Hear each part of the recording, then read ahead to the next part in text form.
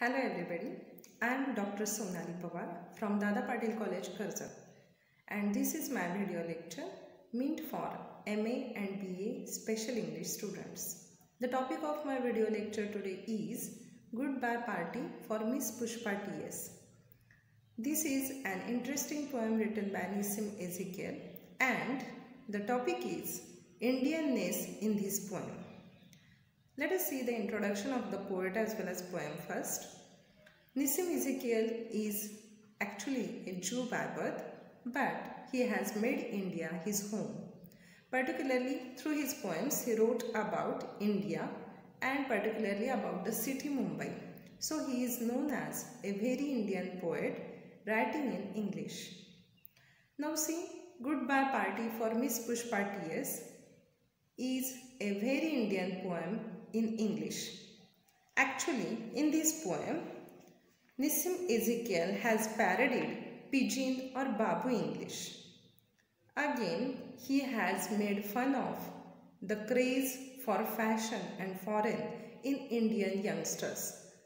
So, we can safely say that this poem is a social satire. Particularly, Nissim Ezekiel has commented on the Indian way of using English wrongly.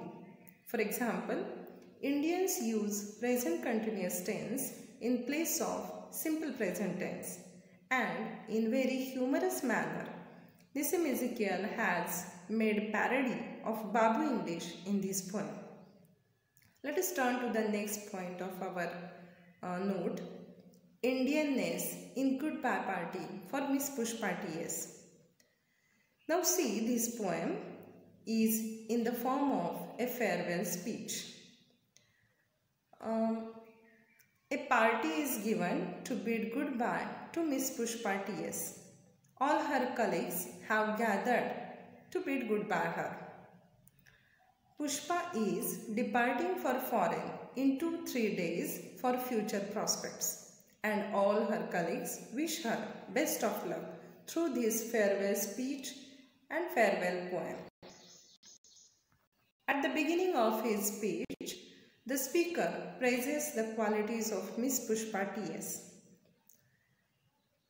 He praises the many qualities of head and heart of Miss Pushpa. She is sweet, both externally and internally. See the speaking style. She always smiles even when there is no reason for her to smile. She smiles simply because she feels like smiling or she is in a mood to smile. She comes from a high family.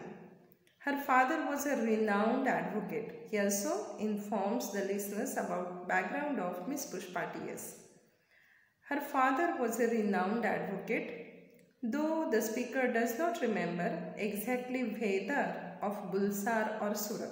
With the reference of Surat, one of the listeners interrupted the speech of the speaker. See what he says? There is a touch of drama when someone from the listeners tells the speaker that he belonged to Surat. And he remembers that once he had stayed at Surat with the family of one of the old friends of his uncle, whose wife cooked nicely. But it was long ago, and so he does not remember much about the visit. After this digression, the speaker continues with his account of the many virtues of Miss Pushpa. She is very popular both with men and women. She is also very obliging. She does never say no, but is always willing to oblige her friends.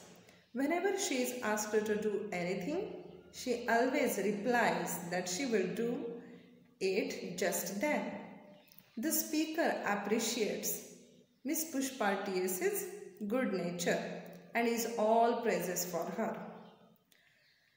Then at the end, he wishes her bon voyage, asks others also to say a few words to bid goodbye to Miss Pushpa TS, and then in the end, Miss Pushpa herself is to speak and do the summing up.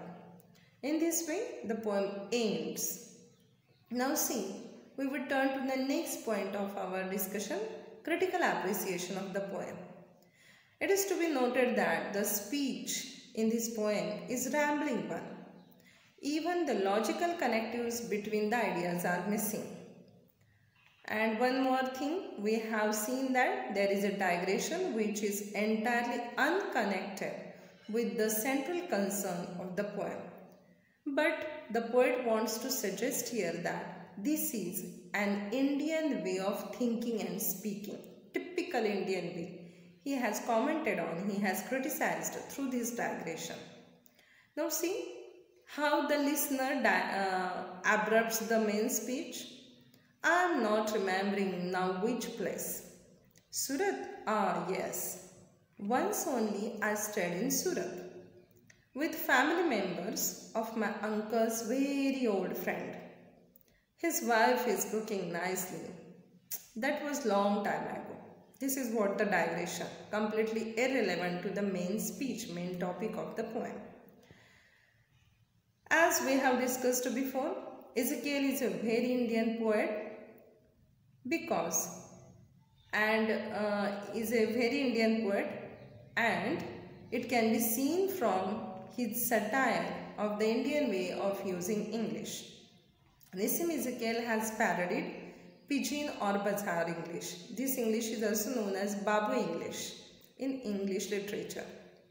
One of the salient features of such English is the use of present continuous tense instead of simple present tense. See, for example, Ezekiel has used purposefully such wrong sentences having wrong tense in them. See, for example, at the beginning of the speech, the speaker says, "We are meeting today." Instead of, he has to say, "We meet today," isn't it? Then he refers to the listeners by saying that you are all knowing. But this is a wrong use of tense. Instead of saying are knowing, he has to just say you all know, and so on. Again, we can see that there are other faults of grammar and syntax too in this poem, parodied by Nissim Ezekiel. See, for example, family members. This term is used while the correct term he has to use is members of the family. That was long time ago. Here again we can see that time is entirely superfluous. With men and ladies. This is one more humorous term the speaker has used in his speech. Now see, with men also and ladies also. First thing, he has made extravagant or unnecessary use of also twice in this single phrase. And secondly, he has used ladies, the word, with the men, which is also unnecessary. He has to use with men and women. That is enough. But see, Indians suppose that lady is a more dignified word, and so they use it where only women would do. In this way, Ezekiel has successfully captured the flavor of Indian English.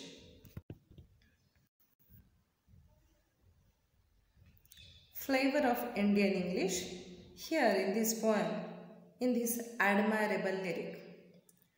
One more thing we can observe in this poem is that the speaker and the poet also has given the character sketch of Pushpa in very minute words. Miss Pushpa's habit of smiling and smiling without rhyme or reason is indicative of her mental vacuity.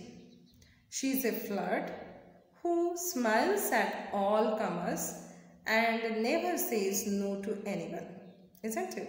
So this is what character sketch of Pushpa given through this poem.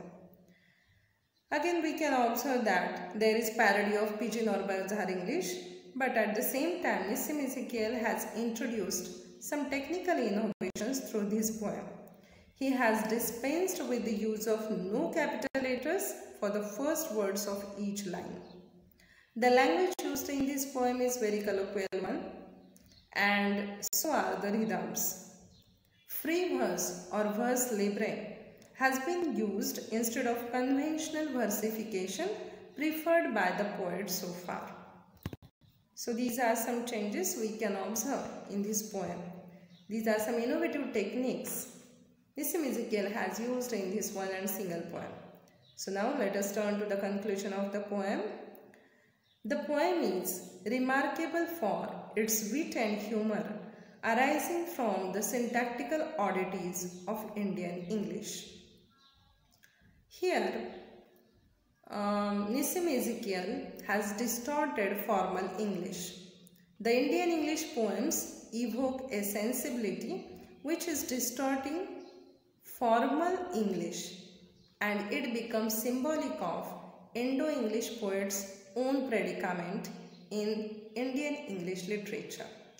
Once again, I would attract your attention towards the summary of the poem, towards the conclusion of the poem. In this way, Goodbye Party for Miss Pushpa is a very Indian poem in English because the poet has parodied Pidgin or Babu English in this poem, and also he has made fun of the Indian youngsters' craze for foreign and fashion. Truly, a very Indian poem it is in English by a very Indian poet in English. Thank you.